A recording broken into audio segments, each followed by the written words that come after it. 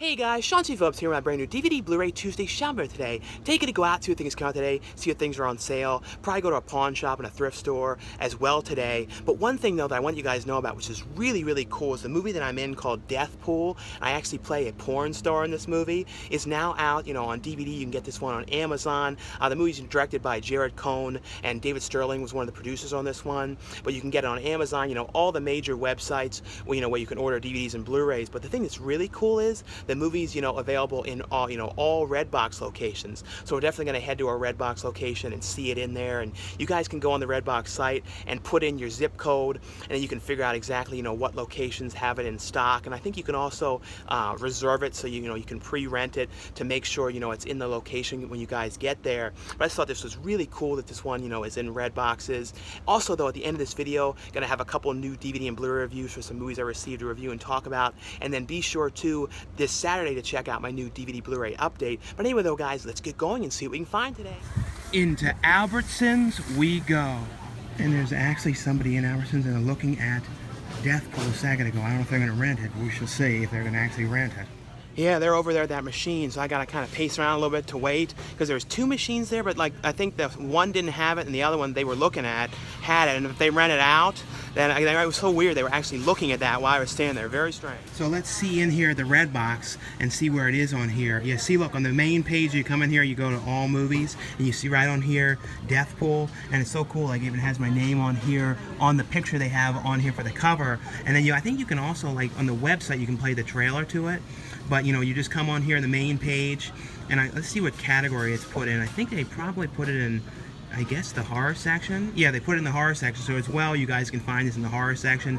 What's pretty cool, I have two things that are in Redbox right now: Death Pool, and then the Jose Prentice movie Blood Brothers. And I'm in this one, getting killed in the movie theater scene. So that's pretty cool that two different ones that I'm in at the same time. I think this is the third movie I've ever been in that's in a Redbox. I think the first one was Ghostquake, the one I did for Sci-Fi Channel with Danny Trejo. But pretty cool though. This is in here, like I said, in all the Redbox locations. You guys can look up online too to find the locations to make sure that it's in stock. Into Target we go. And over here though, the main big release that came out today was the movie Life. I'm gonna have a review of this one at the end of this video. This was actually a really pretty cool movie. Really like this one a lot. Kind of like this more than the newest Alien movie. This is one of those ones too that I didn't know a whole lot going into it, but really surprised me. But that one here is $22.99. I don't think there's any like retail exclusive ones for that one, but I don't think other than that there was too much else in here today, because I believe Workaholics might have been, this set may have been this week or last week. I can't remember for sure, but I'll have a review of this one as well at the end of this video. But other than that though, I don't think there's really too much else in here that was new today. Into the pawn shop we go. So we're going to take a look and see what's in here. It seems like there's a bunch of different Blu-rays in here. Last time I was in here, they didn't have a lot of these Blu-rays. I saw over here the Relic, and I have that one, but I know that one went out of print. I'm pretty sure the Relic went out of print. I think so. So I think this one had some decent amount of value, but I already have that one. What we're going to look through here, I think like the Blu-rays are like $4 or $5, and then their regular DVDs in here are usually $1. But like I said, it seems like they definitely got in more Blu-rays, because the last time I was in here, they didn't seem to really have any at all. But we'll just look through all this and see though if there's anything in here different today. And I have found some decent stuff in the past in here. That's funny, a Hollywood Video case one. But I have found some decent things in here, so we'll just have to look through and see though if there's anything different today. They have it, and it's so weird because this thing is like sort of like something you would like cool pizzas on at like a restaurant, something like that. They would put it on them when they're done cooling, so it's not even really that easy to look through in here and see all this stuff, but you have to do the best you can. Yeah, that, pawn shop, it used to like really have great stuff, but since they put on that weird kind of rack thing, it's like a cooling thing for pizzas and stuff like that in a restaurant, they don't really have as many stuff in there anymore though. It's like I look all the time, come like once a month, and they really just don't seem to get that much stuff anymore. It seems like it's been the same stuff for a while lately. Into the Goodwill we go. So we'll take a look and see what's in here today. It seems a little bit like, got a little messed up and all squiggled up in here. Haven't been in this Goodwill though for a couple weeks though, maybe a month or so. It's been a while since I've been out to this area. But we'll look through here and see though if there's anything in here different today. You never know. This is one of the few Goodwills though where I actually have found some stuff. Because like a lot of Goodwills, like they always like kind of scan stuff and check the prices, so you don't find out of print stuff in here too often.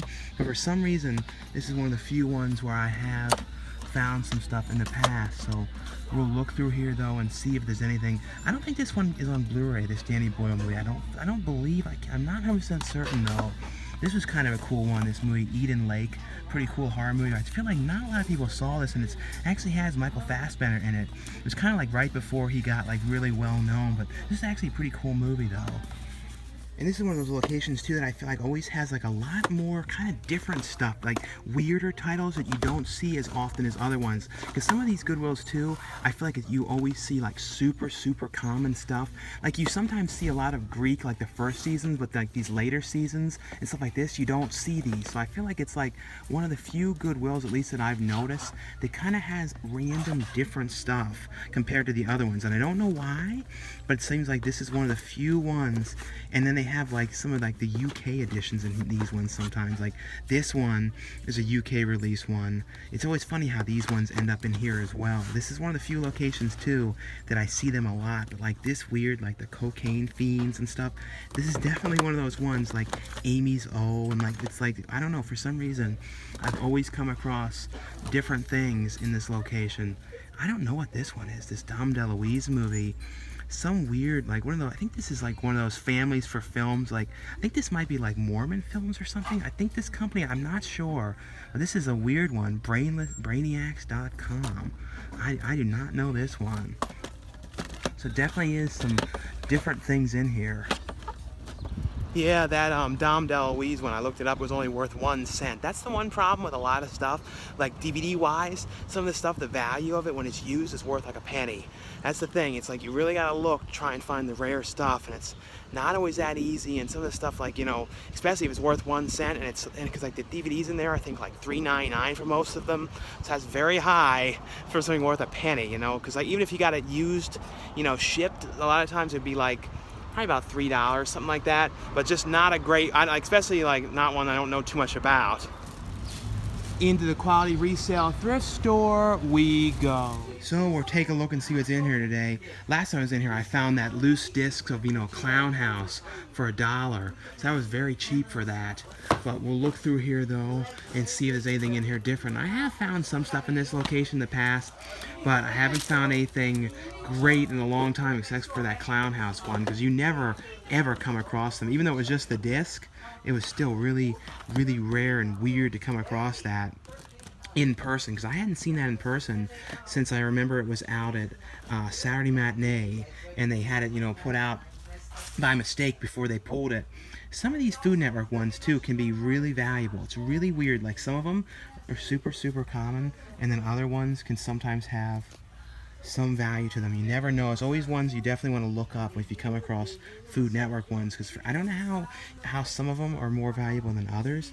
And I think these were only sold when they first came out in Targets, and that might have been why, but I'm pretty certain these were like all the Food Network ones were Target exclusives back in like 2000, early 2000, and then I think some of the last ones was Restaurant Impossible was one of the last of these like exclusive ones that they had. Over here though is where I found that Clown House loose disc like that. It was just sort of like in here like this. These are all like loose discs and like soundtracks and random stuff in here. They're all sort of mixed together and stuff. But for some reason you never really know like what's in here. Like it'd be kind of cool to come across like that one Mikey, which is like one of those impossible ones, but it's just very strange because sometimes people, you know, take the things out of the cases and stuff. And I've done that with some stuff that I kind of just want to keep, that I don't need the things of them, but very rarely. Usually just kind of weird, like random stuff. If like I like one scene in the movie, I'm like, well, I just want to keep it just in case I want to like reference one weird scene in the movie. But doesn't seem to be anything that different in here. I might get though the Elton Brown one, because this one seems to be worth like $15, something like that. So that's not a bad price. I think it's $3 for it. like I said, you never know what these Food Network ones. Some of them can be some kind of rare ones. You always have to look them up and see. Into Walmart we go. And in Walmart, one of the things that came out today was the Jackie Chan movie Railroad Tigers. This was one of the ones today, and their copy of Life in here is 1996. Like I said, this was actually a pretty cool movie. Other than that, though, I believe this one was today. This one, Everybody Loves Somebody, and then this new one, you know, starring, you know, Dolph Lundgren, Altitude. That was today as well. But other than that, though, I think that's really the main stuff today. It wasn't really a huge release week with lots and lots of stuff. But like I said, the Life movie was pretty cool though. And these things are new though. I know they have like these sort of like weird kind of Despicable Me slip covers on them. They're all like, seems to be mainly the DVD releases of them, but it's all the things like with, you know, $5 towards Despicable Me. It's got like, I guess, movie money, and then it looks like it has concessions money. I've never seen one of these things come with money for the concession stand, so that's kind of interesting. So $8 for the movie tickets, or then, you know, $5 towards the concessions. But it's, like I said, it's mainly just the DVD versions of these ones, like Harry and the Hendersons and stuff. But kind of cool though. This is one though that I really hope at some point gets a Blu-ray release, you know, Prom Child, and especially the second movie. Like I feel like that one, I don't know, it'd be really cool if those finally did come out. And this past weekend, you know, the movies I saw were, you know, All Eyez on Me, you know, which was the movie about Tupac, and that movie's gotten some really mixed reviews, and a lot of people that knew Tupac, like Jada Pinkett Smith, were saying like things about it were kind of changed, and it didn't go exactly the way they said, or she, you know, it had happened in her life, and, you know, facts were changed around. A lot of other people were coming out about it as well. It did really well though at the box office. I thought it was okay. It kind of reminded me of like a Lifetime movie, like an R-rated Lifetime movie. You know, if Lifetime made like an R-rated movie and kind of like, you know, had it uncensored, something like that, or released it on DVD uncensored, that's kind of what it was like. And it kind of in the beginning, like the first like 40 minutes kind of jumped around and cut things kind of quick and was skipping around things, and they didn't show some things from his life, and it was okay. The actor who played Tupac, I thought, did a pretty good job. The actor though who played Suge Knight, I thought he played like a great like super villain in it, because, you know, the Suge Knight, you know, in real life, the things that he did, and with Death Row Records and all kinds of bad stuff, and that actor did like an amazing job. Like I feel like he's definitely gonna do a lot of stuff after that, because he was just a really good in that part of playing this really mean, scary, bad person, like what he was doing, and if you crossed him, he had all these people beat him up, and all these terrible stuff was going on. I kind of liked it. Like I said, it just was not perfect. The other one I saw was, you know, the one Rough Night, you know, which, you know, stars Scarlett Johansson, and it was one of those movies, and I was watching, I was kind of like, why is Scarlett Johansson in this movie? It just didn't seem like, when you saw like her acting and everything, and like how serious she was playing it, and she just didn't really fit in that kind of movie. It was just like, what is she doing in this? And it had some funny stuff to it. It was sort of like a female Hangover mixed with Very Bad Things, you know, about the character that dies and they don't know what they're going to do in Very Bad Things. It was kind of like a cross between both of them, and like there was some stuff that was kind of funny, and then some stuff that was not that great and like didn't really work. Like that's one of those ones that, like, comedy wise, that I didn't really love. And it was another one too where I felt like the trailer really showed a lot of stuff, and it was another one of those trailer movies too where, you know, with the trailer they kind of showed some stuff that wasn't in the movie, and you're like, where would that have fit? Like one specific thing, I don't know how they would have had that in there. But overall, it was kind of funny, but I didn't like it as much as I thought I was going to. Like, if you guys saw either of those movies though, let me know below what you guys thought about, you know, All Eyez on Me or Rough Night, you know, what your takes on them were. Into Best Buy we go. And in here though, they have, you know, Life as well, and they have, you know, the regular Blu-ray, and that's, you know, $19.99 for that, and then the 4K edition of Life is $27.99. But that seems to be pretty much the main stuff that came out in here that they have that's new. So anyway, guys, that's all for this DVD Blu-ray Tuesday shopping video today. And if you guys, you know, end up checking out Deathpool, you know, you post any pictures up or anything, you know, definitely tag me on Instagram or on Twitter, and, you know, would love to hear what you guys think. You guys can also post below this video what what you thought about, Death Pool as well. But anyway though guys, now stay tuned for a couple new DVD and Blu-ray reviews, and like I said too, my new update will be up as well this Saturday. Thanks again for watching. Now stay tuned for the review. And the first one I got from Arrow Video is one that I have not seen in a really, really long time. It's a brand new limited edition release of the Dario Argento film, the Burbot, the Crystal Plumage. And I don't think I had seen this one, like I said, in a really long time. And this is a limited edition release here. And I believe this was his first film, his first feature film that he directed. It's a really pretty cool early giallo film. And it's basically, though, about this guy who is going home one night and he ends up like looking into this kind of art museum, this really cool art museum. And he sees this woman being like attacked by this man with a knife. And she ends up getting stabbed, and he like starts banging on the door. And then the guy who's trying to kill this woman ends up running off. And then it's kind of like he ends up inside the museum, the guy who witnesses this, and gets locked in, and then the police come, and it's a whole thing of like the police saying like, what did you see? Because the woman, had lived through this, but she, just about died, and if the guy hadn't been there, she, to be able to alert the police and stuff like that, the guy would have ended up killing her.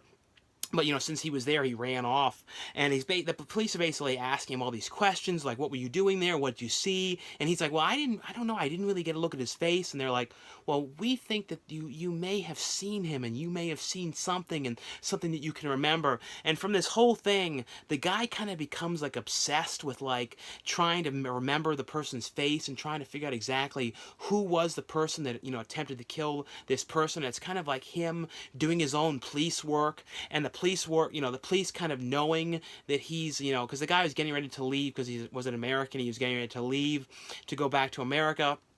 But because of all this, he ended up having to stay around because the police had all these questions for him. And then he kind of became obsessed with the case himself. And he was doing investigations and trying to figure out exactly what was going on and who this person was, because there's all these murders that are going on around in the area. And they believe that this guy, was actually the person who was, did this. So he really wants to, like, find the person and, kind of get to the bottom of it. It was a really cool, like, mystery type thing where, like I said, you don't know who the killer is. And it's like you see all these other people kind of coming in and out of the film, and you're wondering, is this the person that did it? Is it the woman's, husband? Who exactly was it? Really pretty cool, movie. And it has on here a brand new, 4K restoration of the movie, a number of different features on here. It has on here, the original, it has the Italian version of the film and the English version in here. As well as here a brand new commentary track with the author of the film So Deadly Perverse, 50 Years of Italian Giallo Films, a visual essay of the cinema of, Dario Argento, a new interview on here with Dario Argento, interview with one of the actors on here, some archival interviews. But in here, though, there's a bunch of cool stuff in this release. It has in here some, lobby cards from the movie, number of different lobby cards in here for the film, as well as a booklet, the Arrow has on most of the releases. Always cool booklet with, facts about the film, pictures, and all that kind of stuff in here, as well as this really cool, poster for the movie as well with it. And I believe this is new artwork. I think this was the new artwork, and this was, the classic poster artwork for the film. But really, really cool limited edition release for this one. And like I said, I believe it was Dario Argento's first movie, but just a really cool movie.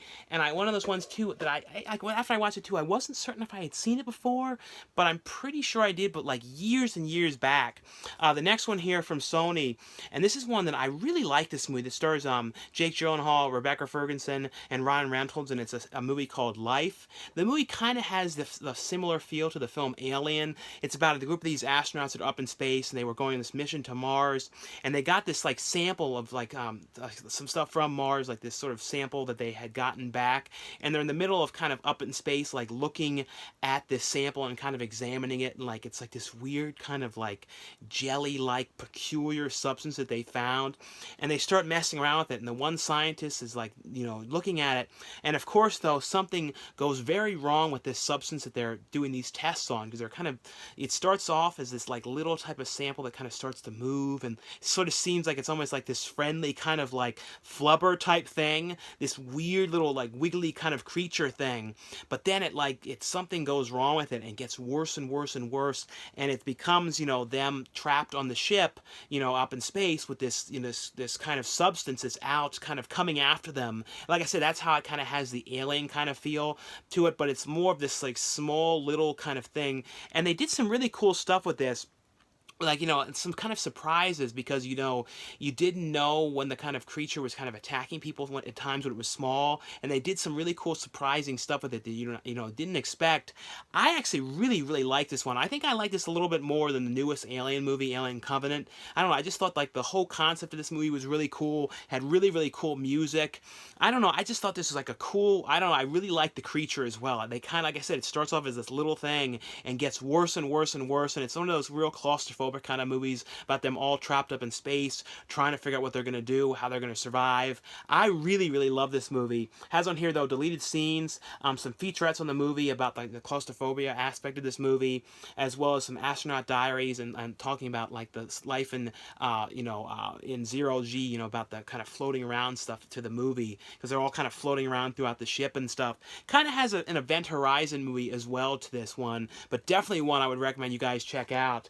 The next one here, I really like this movie. I feel like if I was at the wedding, I probably would have been at this table. And it's and the both of the Duplass, I believe it was both of the Duplass brothers, Mark Duplass and Jay Duplass were two of the writers on this movie, and I've always liked their stuff that they've done. Mark Duplass is an actor as well, and it's a movie called Table 19, and this is a movie basically about Anna Kendrick's character, and she just got out of a relationship with her boyfriend, and she was like kind of getting ready to get married to him, but something had happened and it got all fallen apart, and she's ended up going to her friend's wedding. But it's kind of like, because of the friend was friends with her old boyfriend, the old boyfriend is there too with the new girl that she's seeing. And it's this whole awkward thing, and Anna Kendrick's character gets put at this kind of table with, and the table is all the kind of people that they don't know what to do with, like the one's mother, and like some kind of like the one's like friend, and like Stephen Merchant's character was like the friend, but he ended up stealing money, and like all these people, they all kind of like that, like the kind of ones like the wedding, like I said, they don't really know where to put them, and they're kind of like sort of the rejects table, everyone at this table, and Anna Kendrick's kind of stuck there because of what had happened, and it's like she's there, and even though she wasn't going to go, she decided to go last minute, so it's a real awkward, weird experience for her to be there at this wedding. So it's kind of her, and it's kind of her with all these rejects at the table, and they kind of become friends and kind of bond over the fact that they're kind of the rejects at the wedding, and they're kind of just sort of messing around and screwing around at this wedding and doing all kinds of weird stuff, and it's like them sort of trying to help each other out throughout all their problems, because every single one of them has got their own kind of issues going on. Like Craig Robinson's having problems with his wife, and Steve Merchant's trying to figure out how, like, what to do with his life, and I don't know, I just thought this was a really fun, kind of silly, positive movie. I really enjoyed this one. I know it kind of got mixed reviews, but I saw this one in theaters as well, and really, I don't know, like I said, I kind of like this movie a lot, and it has on here deleted scenes and some featurettes on this movie, but I would say definitely give this one a shot, a chance. I really thought this was a fun movie. The next one here, from Paramount, and this is the complete, the entire series of the show, Workaholics, and the show just ended. This has this last season as well. So as I said, the last season, I believe, is available as well on a standalone release, but this is the entire series, and I really like this cover to this because it's like pictures throughout the show and stuff on here. It has, all the same features and stuff. And if you guys don't know the show, it's basically about these three friends that work in an office building. It kind of has the vibe of Office Space a little bit, and they're kind of like, it's kind of them going through their job and having kind of weird encounters, and there's like weird episodes about them like going to see like Mark Summers, and there's all these different kind of things that they're doing, and they're getting in like trouble at work and sneaking in at night and sleeping over. It's like all kind of screwing around and weird stuff they're doing while they're at work, messing around, causing all kind of problems, having all these weird type of people that they work with, and all that kind of stuff, and trying to get girlfriends. And I don't know, it's just a really fun show, but it has, this is the entire series all together, and it's like basically it's the sets that have, the discs that have been released in the past, but all together. So like I said, it has all of the features and stuff that were in the past releases, and the last season was, because it went for 7, how many seasons did it go for? It went for 7 seasons, so this, the last one, one is this one, and the other one were the last seasons of the show. But I thought the show was consistently, because I had watched pretty much probably 6% of the show throughout while it was on, and I feel like the show really kept up with the quality. It was just a fun show, and you know, all of them now have gone on to doing a lot of stuff. Adam Devine's been in a lot of films and stuff. But I really think it's a pretty fun show. And the next one from Paramount as well is South Park, the complete 20th season, which is hard to believe. This show is, you know, I think it's this August. This show is going to be 20 years old. And from what I've heard, I think it's going to go, like, some rumors and stuff for, like, 23 seasons. But I don't think anything's been confirmed on that. I feel like this is a show, though, sort of like The Simpsons, that could kind of go on forever and ever. Because it's all about kind of what is going on right now in the world. And they, you know, they animate the episodes the week that it's going. But the new seasons, though, the last, like, 2 or 3, mainly this season really has been the most like this. It's connecting episodes where it's kind of like one long cohesive story. In the past they did ones where it was like the Black Friday episode, and some of the other ones where they kind of connected, but like with this season it all kind of connects into one cohesive thing, dealing with like Mr. Garrison running for president. He kind of plays like a Donald Trump type character, and dealing with, you know, I think it was Kyle Valowski's father is like the hater. And he's like on a message board, and he's kind of hating people around the town, hating the school kids. No one knows who it is, but he's like a massive troll, and he's trolling everyone around the town and saying horrible stuff, and they all trying to figure out who it is, and it starts a whole thing at school about bullying and the anti-bullying thing and all that kind of stuff, and all the kids think it's Cartman doing it, but he's like not. He's totally innocent in the whole thing. But it has on here, though, commentary tracks on here with Matt Stone and Trey Parker, as well as a social commentary where they put, like, you know, some information about the like kind of things that were going on, that what they were kind of referencing is like a subtitle thing on them, as well as a Comic-Con 2016 panel with Matt Stone and Trey Parker, as well as deleted scenes. I think it was like 15-minute deleted scenes or so on this one. And this is a little look inside here. I can't show that picture there. I have to not show that. But inside, though, there's definitely some funny pictures in here and stuff. I don't know. I've always liked this show. I definitely hope, though, it goes on for a while longer. It's just like it's a very fun show to me. And the next one here from Time Life is a really cool set. This is Rowan and Martin's Laugh-In, the complete series. And this has been released in the past, some of the Rowan Martin episodes, but they were in kind of like sets where they were like compilation sets and just certain like random episodes and stuff like that. But now they finally released in a set that has, you know, all the episodes uncut, the original ones, all together in one set like that. I'm going to show you guys inside, you know, look at the set as well and how the discs are and everything. But if you guys don't know, the show, it was basically like from the late 60s to the early 70s, an early sketch comedy type show hosted by, you know, Rowan and Martin, who are comedians, and they are kind of like have all the, you know, different cast members that come in, and it's kind of like it was before Saturday Night Live, before, you know, Monty Python, and like kind of the shows that inspired a lot of that. And it was kind of skits, and one of the most famous ones that I always know is a Lily Tomlin one when she's doing that ringy ding dingy, you know, she's that, you know, operator. And the other one had kind of like a unibrow. There's a couple of skits that, you know, were really, really famous ones from this. I feel like the Lily Tomlin one was the one that I always kind of knew, and I remember at a casino they had like a slot machine of that as well. But I was always a really fun character, and then like they were like, you know, sketches, and they had like really quick, like rapid fire kind of skits where they were like 20-30 seconds long, like little kind of like one joke kind of things, were really funny, like weird little quick things. There's definitely a very ahead of its time, kind of like raunchy sort of for the time with some of the kind of content. But we'll take a look inside here and see what it is. At first, it has in here a Laugh-In Memories, which is like a book with kind of like memories from the characters and stuff like that, talking about, you know, things about the show and little quotes and stuff like that in here.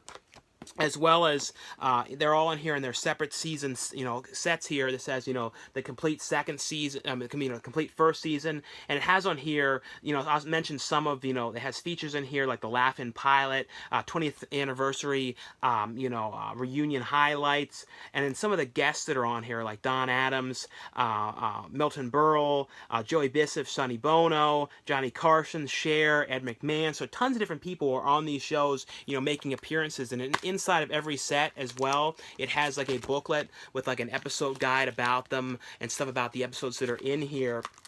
Then you have like, there, I kind of got these out of order a little bit, but here's like the complete 4th season here, and this is a thicker set here as well. And this has, you know, some interviews on here with Lily Tomlin, interview with Art Johnson, and like this one is just like all the others, like I said, has in here booklets about, you know, who the guest stars are in each episode and stuff about them and things like that. Then we have the complete 3rd season here, just trying to get them all out. The complete 3rd season here as well. And like I said, all of them have the booklets and stuff about each of the episodes. And then here's like some of the discs. And then I have the complete 5th season here. And then the complete 6th season. And then the complete 2nd season. There's also, though, a bonus disc in here. This is like an exclusive one to the set. And this has on here the 25th anniversary cast reunion. And this has, you know, the entire cast reunion instead of just the highlights. As well as how we won the Emmys, you know, accepting the Emmy speech. And then an interview in here with the creator and executive producer of the show, and then an Alan Sue's interview. So just a really cool set. If you guys are a fan of this show, this is a cool thing here to have all the episodes together in one set like this, because like I said, these have never been released in the past together in a full, you know, complete series. Had only ever been, you know, in, you know, those compilation sets, and I think that came out a really long time ago, so I don't think there had been anything released from this in a really long time. And the next one here from Indican Pictures is a movie called Massacre on Aisle 12. It looks like from the cover that's set inside of like a supermarket, but it's actually set in a hardware store. It was actually kind of funny movie though. It was like these guys that were like on Christmas Eve like discovered like this dead body, and they're all getting ready to leave, and they find all this money. So it's kind of all of them in there, and as soon as they find this money, it's this huge amount of money, they're all kind of like, they don't know who killed this body, and they don't know if it was somebody who was in there, and then they're all kind of like, immediately one of them kicks up like this crossbow and says, I'm gonna get this money, and it becomes like this whole to-do of them all like locking themselves inside of there, and like going after each other, and someone's trying to kill them, and then one person goes bad on them and comes after them, so it's all them kind of in there going crazy about this money, and what they're gonna do, and how they're gonna, who's gonna get the money, and all that kind of stuff. So it's all kind of wacky, ridiculous kind of stuff going on. It's definitely, it's like a comedy horror type film. The director of this one, I recognize him too. He was in some of the episodes of the 1st season of Scream Queens. It's like one of the cops. But I don't know, I thought this was kind of like a fun movie. The one guy kind of reminded me of like almost like Andy Dick's father a little bit. He kind of had like an Andy Dick kind of vibe to him. The one guy who was like the boss. Everybody was kind of like, it was like, I think I was looking up to some of the people like did like sketch comedy and stuff. So it kind of had that kind of like skit kind of feel to it. They didn't use the hardware store as much as I would have thought, though. That was the one thing, like, they didn't use it as much. But it's still, I thought it was kind of a fun movie. The next one here, from Indican Pictures as well, is a movie called What's Eating Todd. And this is like about a group of these friends who are going out camping out in the woods, and the one guy's uncle, the one like uncle is like this weird kind of drunk guy, and he gives them beers and stuff and drops them off in the middle of the woods, and it's kind of ridiculous, the stuff with his uncle, but he drops them off out there and tells them about this story about like how there was something that happened inside of the like the weird factory that's right next door to where they're camping, and like these people had gotten killed and somebody went crazy and all this stuff. Of course though, as soon as they get out there, they kind of mess around the building, and something gets on the one guy and kind of turns him crazy. Something happens to him, and then as soon as that happens, all the friends that are out there and stuff kind of like start dying off, and like weird things are happening because he kind of starts to mutate and turning into this weird kind of like wrong turn type cannibal type creature out there. So it's all them kind of out there trying to survive and, you know, like figure out what's going on and stuff. I don't know, I thought it was kind of a fun movie. Like I said, the uncle stuff I really thought was funny because like it was this weird kind of like typical like example of kind of a screw up kind of uncle taking him out there and giving him all the, you know, drugs and stuff, all kind of weird stuff. It was, I don't know, I thought, like I said, it was kind of funny. I had a trail on here too from one movie called like some kind of Bigfoot movie or something. I don't know, it kind of looked interesting though. And the next one here from Indican Pictures as well, this is a movie called The Sideways Light, and this is about a woman that's like the one's mother is going through dementia. So she comes home to kind of come back to her house and try to take care of the mother. And like as soon as she gets there, though, the mother is acting really strange. And it's like she doesn't know if it's because of the mother's dementia that the mother is acting this way, or if it's like something really going on, if it's some kind of a ghostly kind of thing going on in this house. But she doesn't know what to think because of the mother and what's going on with her. So it's kind of like this whole thing going on in this house, and her trying to figure out what she's going to do and how she's going to deal with the mother, and how she, if maybe there actually is something going on, the mother isn't that dementia is what's causing all of this stuff. But definitely an interesting thing, like a different kind of take on the whole kind of haunted ghost type film. And the next one here I want to show you guys is a cool thing from Full Moon. I'll put a link below for you guys can get this. And they release, I think they're going to release a series of these. They're going to be releasing the Torch character later down the line. But this is the Blade character from, you know, the Puppet Master films. And these are really cool retro style action figures, like little small kind of action figures. And I don't want to take this out because I like the case, when I'm going to put up on the wall. But you can see like the Blade character inside of here. And on the back, it's got, you know, some stuff about the character. And then the Torch character, which they're going to be releasing down the line. But these are cool. Hopefully they keep doing these and make a bunch of these for some of their, because I always like these kind of small, like retro case kind of action figures. These are kind of like the reaction figures a little bit, those kind of vibes to them. But I feel like there's definitely a whole lot of these they can do with the Puppet Master characters. And maybe, I don't know if they could do some of the Ghoulies ones or not. I don't know if because I don't know if Paramount owns those ones or not. But I feel like there's definitely a lot of things that they could do. And maybe even some of like the Moonbeam ones, like Pet Shop and stuff. I don't know, I feel like this could be like a whole new line of things that they could do. I like these kind of things. It's a cool thing here. I just want to show you guys from Full Moon. But anyway though, guys, that's all for the review portion of this video. Thanks again for watching and subscribing, and I'll see you guys later. Bye.